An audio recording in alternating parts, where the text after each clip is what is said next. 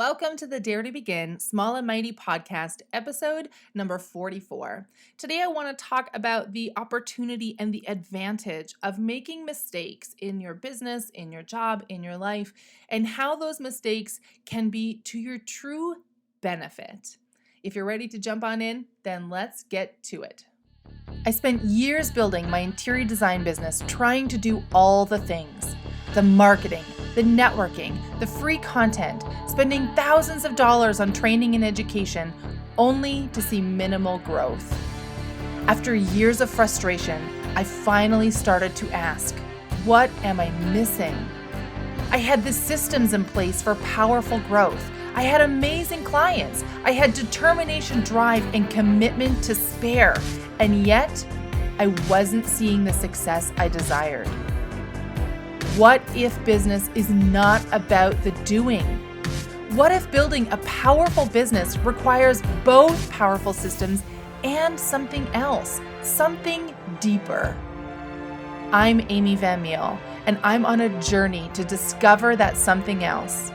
If you are ready to build a powerful business and do it knowing that your success is inevitable, join me as I share both the powerful systems I know work and my lessons and revelations as I discover that something deeper. Welcome, Changemaker, to the Dare to Begin Small and Mighty podcast.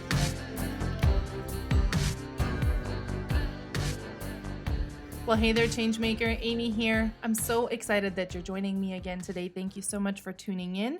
If you're a new listener, welcome to the podcast. And if you are an old listener or you've been here for the last 43 episodes, because today is episode 44 already, then I'm just so grateful that you have followed along in the journey. Thanks for listening in every week or however often it is that you listen in. And yeah, just want to say thanks for being here. I feel like today is a very intimate conversation. It is a gorgeous snowy day in Calgary. I'm sitting here in a tank top because I'm really warm after having done my run on the treadmill, but I have my cup of coffee and my microphone, and I just feel like we're sitting down for a good cozy chat. So have you in your life, have you ever had careers that you really wanted to go after and for one reason or another you didn't? So maybe when you were a kid, you wanted to be an astronaut. When you grew up, you realized you really didn't care for physics or science or mathematics. Or I don't know, maybe you wanted to be a cowboy and then realized that that's a really hard life to live if you're going to be, riding all the time and working with animals all the time. So when I was younger, when I was in high school, I always wanted to be a fighter pilot. I thought it'd be the coolest thing ever. It was probably right around when I first saw Top Gun, and I'm like, oh my gosh, I want to do that. I think that'd be phenomenal. I loved just the speed of it all. I loved how agile the planes were. I've always been fascinated by airplanes, and I thought, boy, that'd be really cool to serve in the military and serve my country and to be able to do a really cool job. And in high school, in junior high, I had to start wearing glasses. So in high school, they had they have the career days and there was a military table there. And I went to go have a chat with them and find out, what would I need to do in order to be able to move forward in that direction, if that's the direction that I chose to pursue my career.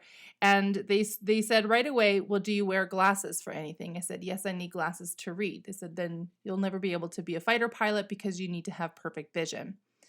And they said, but there's lots of other options that you could do with the military and we can talk about them. I said, nope, that's the one that I want to do. I'm not really interested in flying cargo planes or any of those things. So I walked away from it. The funny thing is, my guy that we've been together for 6 years now, he actually earlier in his years also thought about taking a career in the military. So I always think it's kind of funny how things work out, that instead of both of us going into the military where we may have met each other, we both ended up going into a construction-oriented career where we still ended up meeting each other. So if that's not kismet, I don't know what is. But one of the other careers that I thought was really cool and never cool enough for me to actually desire going into it because I presumed it was a very high stress job was an air traffic controller. Now, I've already mentioned I am fascinated by airplanes. I watch them. We are on the flight path. Our home is right underneath the flight path for the planes, whether they're coming in or coming out. And I love it. I could sit out on the deck all day and just watch planes come in and come out all day long. I'm fascinated by these giant, graceful machines that just glide through the air like like nothing. Like it's just nothing there. So I'm always fascinated by that. And I thought, boy, an air traffic controller, that must be a cool job. You have a great view of the airport, which I also think is one of the most fascinating places. And you get to, in a way, have an impact. You're directing traffic, which doesn't sound super exciting. And maybe that's why I decided not to go that route. But you get to have different options of just different privileges, I think, is maybe what I thought. So I'd never met an air traffic controller, and you're probably thinking, Amy, we're 5 minutes in. Are you getting to the point? I'm getting to the point, and just like I said, it's the cozy chat today, so bear with me. So about a week ago, we were at the ski hill, as we are on Sundays, and we were sitting in the chairlift, and we're talking with a gentleman who's next to us, and talking about the snow because we were having incredible snow again, and as skiers do, we tend to talk about other hills that we've skied at, or other things, etc. And so he got to talking about how he was retired and they had a place out at Kimberley, I think. And the conversation rolled forward and I said, may I ask what it was that you did for work? Because he seemed very young to me to be retired. Like he was maybe in his 50s. And I thought, boy, he must have done really well or had a really good job in order to be able to retire so young and in order to be able to do some of the real estate investments like we had been talking about on the chairlift. And he said, I was an air traffic controller. Now, you cannot imagine the disappointment I felt when I could see the top of the chairlift coming in sight, meaning that in about 2 minutes we had to get off, which is not enough time to ask somebody about their lifelong career. And so I asked a few questions, and one of the questions I said, I think one of the first ones I said is like, what is that like? I've always been fascinated by it. I think it's a really amazing career. I've never met somebody who's been a traffic controller. Like, what is that like? And I'd heard or understood that it was very stressful. And he said, well, it can be. Sometimes it can be a bit boring. But he said, the one thing about the job is that you can never make a mistake. You can't. Literally, lives are on the line when you make a mistake. And, one could argue doctors have the same thing. And you're right. Doctors do have a similar responsibility. If they are in surgery and something goes wrong, there is a life on the line. Not to say that many lives is more important than one life, but if, for example, something goes wrong with a 787 where there's 400 people on board and it takes out another airplane that's got 200 or 300 people on board, or heaven forbid, lands in the airport, that's a huge issue. We're not talking about one person, we're talking about hundreds of people. And so I could only imagine the stress that would come along with a job like that, where you cannot make a mistake. You cannot have an off day, he said.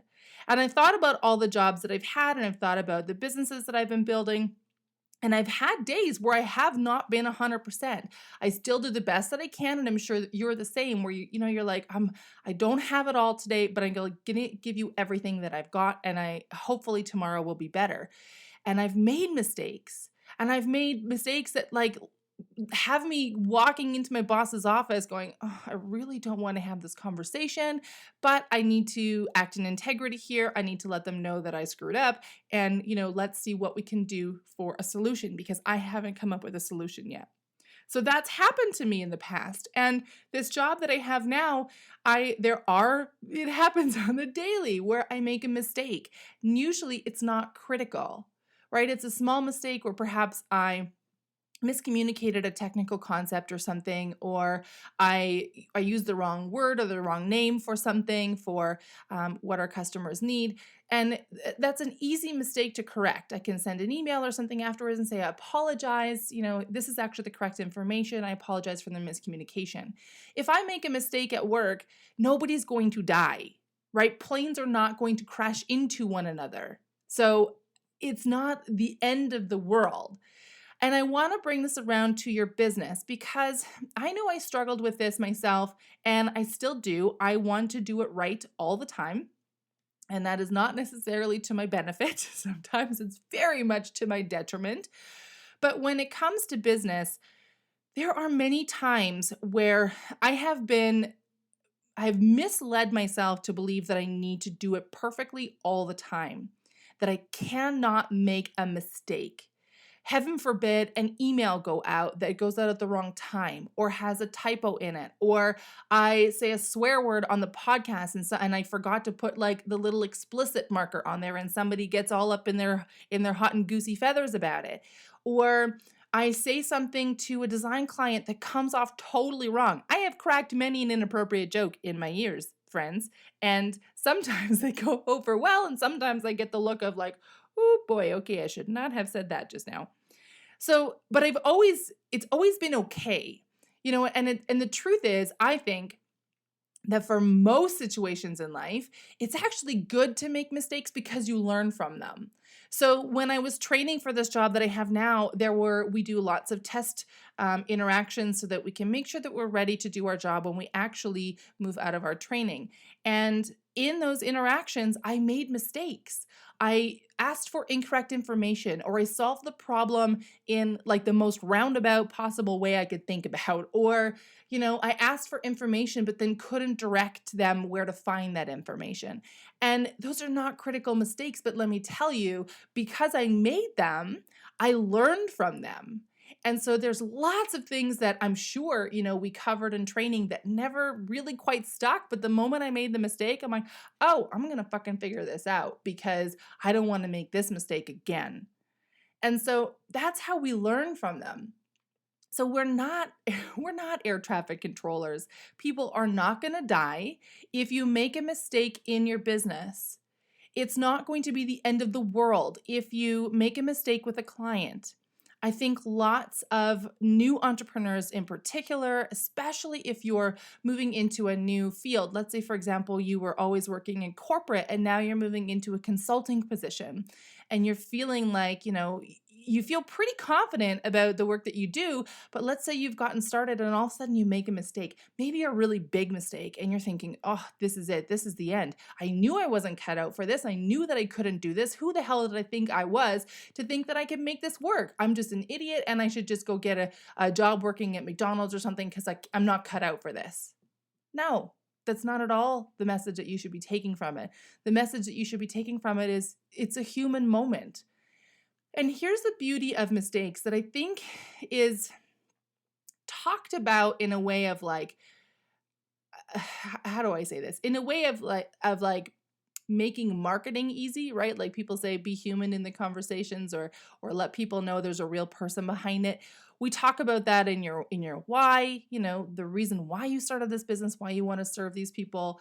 But here's the thing about making a mistake and owning up to it, not passing the buck, because that is one of my biggest frustrations. I really get annoyed when people are just pointing the fingers at somebody else. At the end of the day, the truth is, I don't care whose fault it is. I just want it fixed, whatever it is. But if you're somebody that I'm working with and you're saying, well, my boss said this, or that supplier said this, and that's not what we originally agreed to, and now I don't know what to do, whatever. That if it was your mistake, usually it smells fishy. So if it's something like, let's say, for example, I were to place an order with a supplier for some tile for a client, and my rep never placed the order, or placed the order 2 weeks late, and we were on a short time frame. And then they try to say, make up some excuse about how it was out of stock or whatever, when I knew that we had done everything that we knew, because when we have short timeline orders, I make sure that we get as prepared as possible. So let's say everything had been done ahead of time and somewhere along the way a mistake was made. So perhaps they placed the order a week or 2 weeks late. If they come at me and say, with all the excuses of, it was out of stock, or there was a miscommunication, or what have you, and don't actually fess up and say, Amy, I'm really sorry. I totally fucked up. I placed the order 2 weeks late and I'm doing everything I can to correct it, but I just want to let you know that this is what happened. Those are two totally different situations. The outcome is the same. So the outcome is the same, whether they place the order late and the product still shows up late, Or they tell me that it's some other thing and never actually fess up to what they did and making a mistake, and the product still shows up several weeks late. The outcome is the same. It doesn't change what happens, but what it changes is your relationship with that person. So I've had some uncomfortable conversations, and I am human like everybody else. And I've had moments where I've been like, I'm thinking, my brain is working hard. How can I not take responsibility for this? Is there some way that I could, turn this around in a way to make it so that it's not me, that I'm not the one who fucked up here, that it's somebody else's fault or whatever? And every time that conversation begins happening in my mind, I realize what's going on and I say, this is not acting out of integrity. And it's gonna suck like eating smelly fish to have this conversation with this client or with this manufacturer or with whatever it is. But if I want to have a business that operates in integrity, if I want to maintain the respect and the relationship that I have with this person, and even if it goes completely sideways and it's a client that says, I'm never working with you again, then I at least can finish the situation knowing that I did my best. And as any one of my clients will tell you, one of the beauties about if I fucked up, if I made a mistake and something's gone wrong, I will fight tooth and nail to make it right. And I will always do my best to over deliver because I know that I screwed up. I know that something that I did caused some kind of a hiccup for a client or somebody else's life. And I don't like that feeling. And so I will do everything I can to correct it. And also it's my business is important to me. My clients are important to me. My suppliers are important to me. So I make sure that I do everything in my power to rectify that situation as quickly as possible. And it's not always possible to be, the rosy outcome that we'd hope for, but any of my long-term clients can tell you I'm honest about things when things go sideways. I'm honest about, whether it's my fault or whether it's, for example, a trade that's screwed up somehow. I have that honest conversation, but they also know that I always have their back, that I'm always there operating in their best interest. So when you make mistakes in your business, I think you can come at it from that perspective instead of looking at it as like, ah, shit, like I really screwed up here. And like, what am I going to do now? How do I correct this? And who can I say, whose fault this is? Rather than coming at it with that attitude, come at it with, whew, okay, this is a mistake and I'm probably never going to make this mistake again because it really sucks right now. I don't want to have to feel this way again. And so, I'll learn from this, but I also need to make it right. And let me tell you, people will respect you greatly for being honest when you screw up. And it's not always that a mistake you make in your business is something where, impacts another person. It could just be you. It could just be that, you're the one sitting in your office or on your couch or wherever it is, your coffee shop, and you realize that I've been watching a little aside here. I've been watching The Good Place on Netflix. If you haven't seen it, I highly recommend it. And one of the things about The Good Place, they're supposed to be in heaven, and you can't swear in this version of heaven. So instead of saying fucked up, they say forked up, which gives me a giggle because I feel like, first of all, I still get the same satisfaction of saying a word that feels like that, but without insulting people. So let's say, for example, that you're sitting there and going, I really forked up on this. And, how am I going to correct this? Or I've wasted a ton of money. Or how can I possibly tell my husband, wife, boyfriend, girlfriend, roommate that, I screwed up on something and it's going to cost us more or something? You'll learn from that mistake. You'll learn from it. Some of the biggest mistakes that I made in my design business very early on, I've shared this experience before, where I had a client that wanted a fixed price package, and I went ahead and offered it and then bent to the client to lower the price of the package and had nothing but headaches all the way through, had nothing written down, had nothing signed off, and in the end ended up in front of a judge trying to get paid for that project. That was a huge mistake. There was several enormous mistakes that I made in that business, and only one of them actually had to do with the client. But so many of the mistakes that I made in that particular experience, they were painful. They sucked. I cried for months. I was, on the phone in tears with both of my parents going, what the heck do I do with this? My boyfriend was beside himself because there was nothing that he could do, but he knew how much this client was really jerking me around. And yet his hands were tied. He couldn't do anything. And I wouldn't allow him to anyway because it was my business, right? It wasn't his. But I learned hard from that, guys. I learned a lot. And I mentioned before that from that particular experience, that's how I built the framework that I now use to create packages for my design clients. And those design packages that I created turn my business around. They turn my business from being operating at a loss in the first year to operating at a profit in the second year. And my clients, it builds trust with my clients. They now know what to expect. They're clear, they're concise, they have an understanding of the price ahead of time. There's no surprises because everything is written down. And I've never had an issue since. And those things I may have learned that coming down the line, but let me tell you, I'm sure there would have been something along the way that would have really solidified that lesson. Another lesson that I learned from a mistake that I made was offering a client the ability to pay for their soft lines order. So we did some I worked with a photographer, so it was sets, but it was soft lines, so it was fabric and different sets that we put together, and allowed the client to pay them in installments. Now, here's the thing: my supplier takes the payment in full. And the first time I'm like, okay, you know what? We'll make the payments in installments and away we go. But the second order, I never clarified that that was not the offer. And the client just assumed that that was the offer. And all of a sudden I landed in hot water. I did not have enough to pay the supplier. And so I had to ask the supplier for some grace and say, please, can you work with me on this? Because I don't have the money to pay for it. And I'm getting the payments, but it's going to take a little while.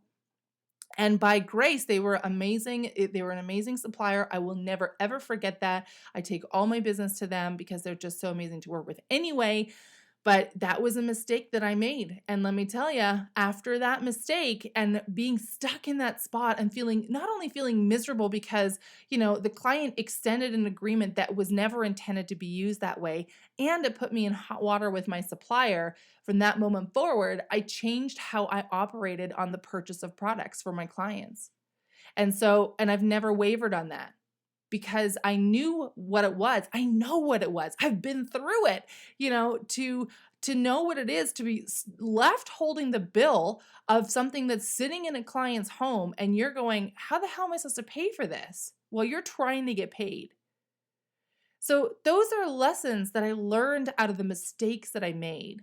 And that's really what I want to bring back about today's podcast, if it hasn't been clear. We're not air traffic controllers. Nobody's going to die. Nothing's going to go totally fuck shit sideways, is one of my favorite phrases when everything's just going completely off the rails and you're like, what the hell is happening right now? So, there's a very small chance that any mistake that you're going to make is going to have that kind of an impact. And as one of my favorite, truly one of my all-time best bosses ever said to me, we're not selling hearts. Nobody's going to die if it takes a day longer or a couple days longer for them to get what it is that they need. Are they going to be happy about it? No. But we've done the best that we can, and that's all you can ask of yourself. That's all you can ask of yourself in your business, in your job, in your life. Have you done the best that you can? And let me tell you, the moments that you're feeling really crappy about a situation, the moments that you're sitting there going, oh, boy, I really screwed this one up. Typically, those are the moments where you did not do the best that you could. Those are the moments where you just didn't care, or for whatever reason, you just weren't invested in it, or you didn't do everything that you could do to correct the situation. That crappy feeling is that leftover residual knowing, I could have done better. I could have done better on this. But if you've done your best, if you've done everything possible, I've had clients who've been pissed at me for whatever reason because I can't get them the answer, the solution, or the whatever it is that they want. But if I know that I did everything I could, then I don't feel bad about it. I don't lie awake at night going, oh my gosh, I wish I could have done more, because I know I did my best. And that's what you can ask for. So I'm going to leave it with that for you guys today. I trust that this episode has landed with you somewhere. I just realized that I breathed all over the mic and I have no idea if that's just going to come through as like the wind, like coming through your speakers. So I apologize for that. But thanks for tuning in with me here today. And like I said, if you're brand new to the podcast, welcome. I'm really happy that you're here. If you've been here for a while, I'm even more happy that you're here, because it floats my boat that you are here hanging out with me.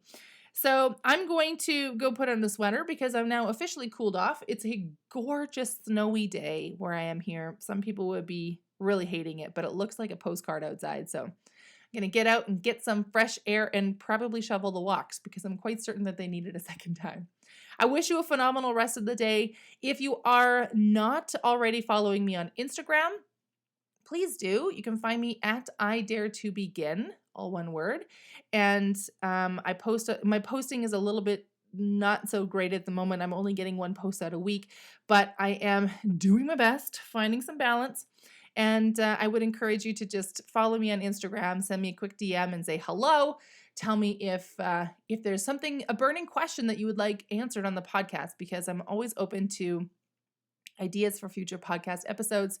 So if you have some questions about your business on how you can handle things, or growth strategies or whatever, then feel free to DM me over Instagram and go from there. So I wish you a phenomenal rest of the day, and I'm so looking forward to seeing you on the podcast again next week. Bye for now. Are you tired of figuring it out all on your own? Of sitting in overwhelm, knowing that you're not moving forward, but having no idea where or how to start? Are you ready to learn effective, profit-supporting strategies for your business so that you can finally earn the money you desire and step into the freedom that you're working so hard to create? If so, I invite you to join me inside the Launchpad. You'll get instant access to free training designed to meet you where you are right now and propel you forward toward the dream that you hold in your mind. It's time to make a powerful move toward your future. Time to step up and serve the people who desperately need your help. Let's not keep them waiting any longer. Today is the day. Join the Launchpad now. Just go to daretobegin.net/the Launchpad and sign up. Your success is inevitable. Now, let's launch it.